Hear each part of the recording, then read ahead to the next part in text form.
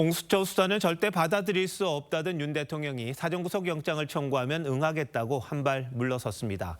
배경이 뭔지, 무력 충돌의 위기는 벗어날 수 있는 건지 정치부 한송원 기자와 자세히 짚어보도록 하겠습니다.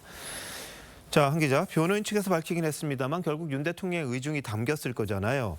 왜 입장이 바뀌었습니까? 아무래도 이 무력 충돌에 대한 현실화 가능성이 높아지면서 이 나름의 타협안을 제시한 거다, 이런 해석이 많습니다. 이 공수처, 경호처 두 정부 기관이 사실상 이 조직의 명운을 걸고 맞서고 있는 상황에서 자칫 이 유혈 사태까지 벌어질 경우 여론의 압박, 그리고 이 정치적 부담이 더 커질 거다, 이런 판단도 작용한 듯합니다. 이 공수처는 수사권이 없다는 게 윤 대통령 측 입장이지만 경호처에 둘러싸여서 계속 이 수사를 거부하는 듯한 모습을 보이는 것도 부담이었을 수 있습니다. 윤 대통령 측 변호인들 사이에서는 이 구속 가능성 등 이 대통령 신변의 변화가 생길 수 있는 방안을 먼저 제시한 데 대해 반대 의견도 적지 않았다고 합니다. 네. 자, 그런데 진이야 어쨌든 물러선 것처럼 보입니다. 근데 공수처가 바로 거부를 했잖아요. 이건 어떻게 봐야 됩니까?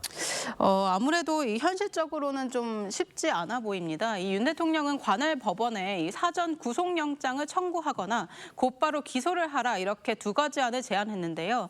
윤 대통령에 대한 조사가 한 번도 진행되지 않은 상황에서 곧바로 구속영장을 청구했다가 기각될 경우 수사 동력이 급격히 떨어질 수밖에 없습니다. 네, 그런데 곧바로 좀 기소를 해라, 이런 주장도 했는데 이건 현실적으로 가능합니까?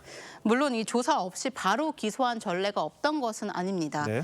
조국 전 장관 아들에게 이 허위 인턴 확인서를 발급해준 혐의를 받은 최강욱 전 의원이 세 차례 소환 조사에 불응하자 검찰이 불구속 상태로 재판에 넘긴 적이 있습니다.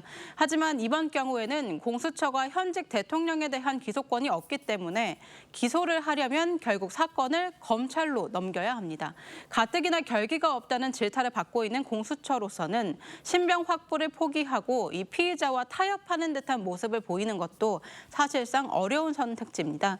이 때문에 윤 대통령 측이 공수처가 받기 힘든 이 절충안을 제시하면서 실제로는 체포영장 불응의 명분을 쌓으려는 전략 아니냐, 이런 분석도 없지 않은 상황입니다. 네, 지금 나라가 정상이라면 이런 상황을 좀 중재할 수 있는 그런 구심점이 있을 텐데 지금 대행의 대행이다 보니까 쉽지가 않아 보입니다. 그런데 어떻게든 무력 충돌은 피해야 하지 않겠습니까?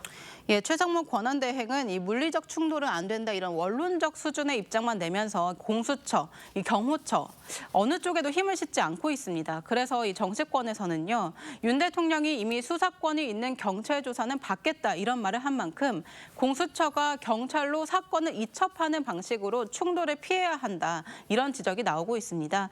추후 재판 과정에서 불거질 수 있는 불법 수사 논란을 피할 수 있는 방법이기도 합니다. 또 다른 하나는 여야가 합의할 수 있는 이 내란 특검안을 만들어서 통과시키는 방안, 이 방안도 해법 중 하나로 거론되고 있습니다. 네, 오늘 부결이 되긴 했습니다만 어떤 방식으로 해결책을 찾을지 좀 지켜봐야겠네요. 근데 이 수사 자체가 권력기관들끼리 그냥 알력이 충돌하는 그런 부분으로 비춰지다 보니까 국민 눈에는 어떻게 보일지 참 궁금하기도 합니다. 한 기자, 잘 들었습니다.